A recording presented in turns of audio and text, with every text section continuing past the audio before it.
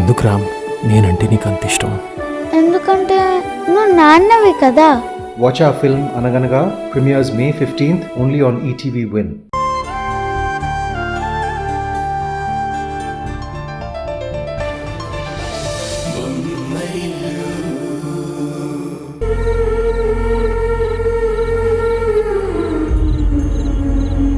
ఈ కుటుంబానికి సొసైటీలో గౌరవ మర్యాదలు ఉన్నాయి. వాటన్నిటిని మర్చిపోయి ఈ ఇంటి కోడలు పరాయి మగాడితో బైక్ మీద తిరుగుతూ ఉంటే చూసిన వాళ్ళు ఏమనుకుంటారు?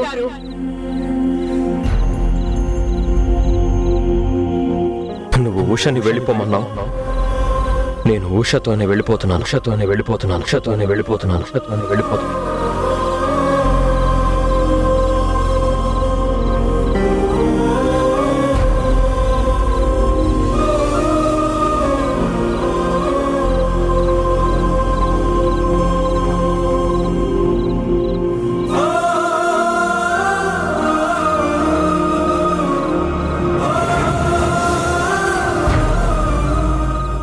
ఏంటి మౌనంగా ఉన్నావు? రాను రాను నాలోంచి నవ్వు ఆవిరైపోతోంది. ఈ ఆర్థిక సమస్యల వల్లే కదా? కాదు, మీలాంటి వారికి కూడా ఉద్యోగం దొరకడం లేదేంటా అని.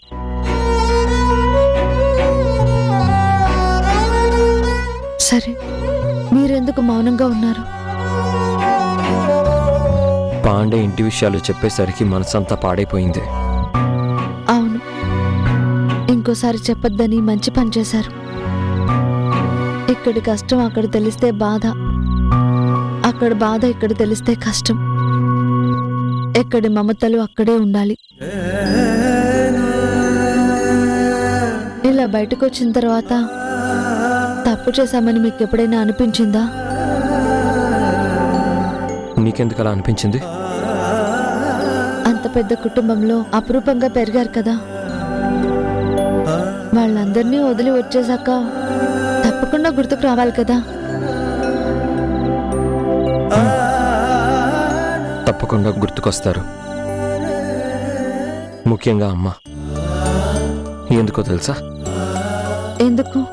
తల్లి బిడ్డలు విడివిడిగా బతకాలని పుట్టగానే బిడ్డ బొడ్డు కత్తిరిస్తారు. అప్పుడే ప్రకృతి వేరు చేస్తుంది. కానీ నిజంగా ఆలోచిస్తే ఇద్దరు ఒకటే కదా. ఆ బంధం కనబడదు, పట్టి లాగుతూనే ఉంటుంది. అది నాకే కాదు,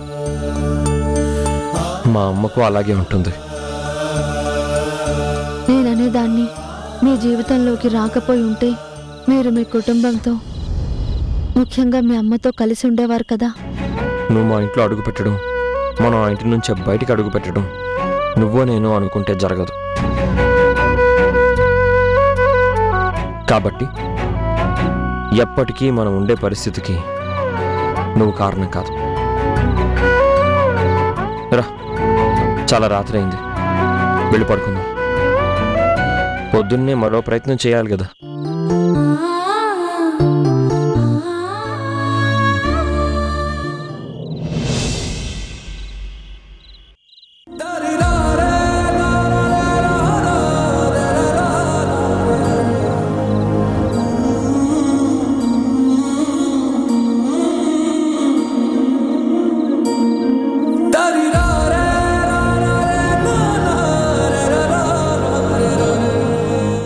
మేఘనా, మీ అత్తయ్య గారిని భోజనానికి పిలిచావా? పిలిచాను మావయ్య గారు, ఆకలిగా లేదని అన్నారు. కిరణ్మయి, కిరణ్మయి,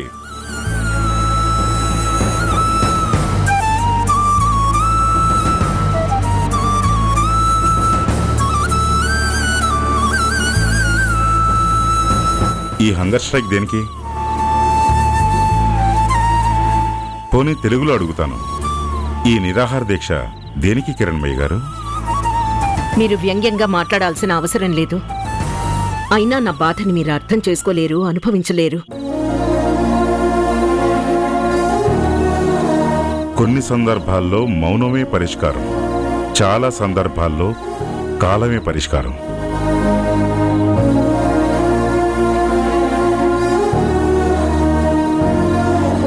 అలాగని నువ్వు తిండి తిప్పలు మానేస్తే చూస్తూ ఊరుకున్నాననుకో, నేను దుర్మార్గుడనని స్టాంప్ వేస్తారు. ఎవరో ఏదో అనుకుంటారని ఆలోచించే మనిషి కాదు మీరు. అలా ఆలోచించే వాళ్ళే అయితే ఇప్పటిదాకా కిరణ్ ఆచూకీ తెలుసుకోకుండా ఉండేవారు కాదు. తెలుసుకుని ఏం చేయాలి? తప్పు చేశావురా అని మందలించి ఇంటికి తీసుకురావాలి. నీకు తప్పనిపించింది, వాడికి ఒప్పు అనిపించింది. అయినా ఏది తప్పో ఏది ఒప్పో మన అంతరాత్మ చెప్తూనే ఉంటుంది. తెలియదనటం ఆత్మవంచన. నన్నంటారు సరే, మీరేం చేశారు? కనీసం వాణ్ణి వెతికించారా? ఎక్కడున్నాడో వెతికించాల్సింది ఇక్కడి నుంచి గెంటేసిన వాళ్ళు.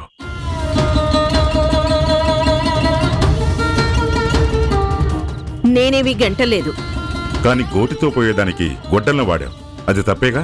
అందుకని వెతికి పట్టుకుని తప్పయిందని కోడల ముందు ఒప్పుకుని ఆ ఇద్దరిని ఇంటికి తీసుకురావాలి. అంటే తప్పంతా అత్తయ్యదే అంటారా మావయ్య? నీకేమనిపిస్తుందమ్మా?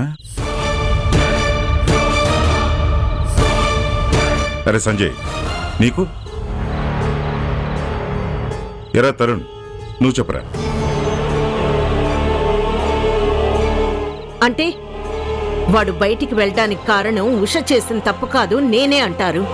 చూడు కిరణ్మయి, 6 అంకెన నేల మీద పెద్దగా రాస్తే ఎదురుగా ఉన్న నీకు 6గా కనిపించినా నీకెదురుగా ఉన్న వాళ్ళకి అది 9లా అనిపిస్తుంది. అంటే నేను అంకెని అంకెలా చూడలేదంటారా? నిజాన్ని నిజమో కాదో చూడలేకపోయావు. వయసు పెరిగే కొద్దీ అరుపులు తగ్గించుకోవాలి, ఆలోచన పెంచుకోవాలి. మీరు నన్ను అర్థం చేసుకుందంతే. ఎవరుండాల్సిన చోట్ల వాళ్ళుంటే ఈ ఇంటికి ఈ పరిస్థితి వచ్చేది కాదు. ఎవరి ఆకలి వారిది. పదండి భోంచేద్దాం. కానీ ఆ అమ్మ తినకుండా ఇలాగే తమ్ముడు లేకుండా ఎలా అని నువ్వు ఆలోచించుంటే ఇప్పుడు అమ్మ పరిస్థితి ఇలా ఉండేది కాదు కదా.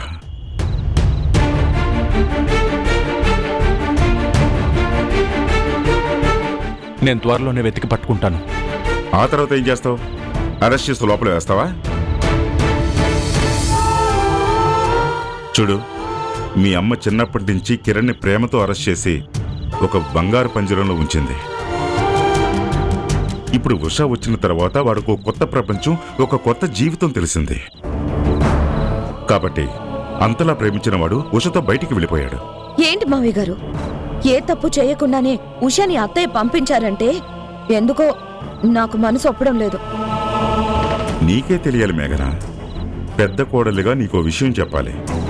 చెడ్డ పని చేస్తేనే కాదు, మంచి చేసిన వాళ్ళకి కూడా ఒక్కోసారి శిక్ష పడుతుంది.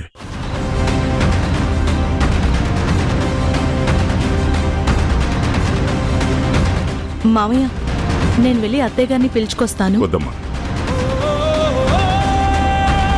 మీ అత్తయ్యని అలా వదిలిపెట్టు. ఆ బాధ, దుఃఖం కన్నీళ్ల రూపంలో తన లోపల నుంచి బయటికి వస్తే తప్ప తనకి భారం తగ్గదు, మనిషిగా మారదు. నాకు ఆకలిగా ఉంది.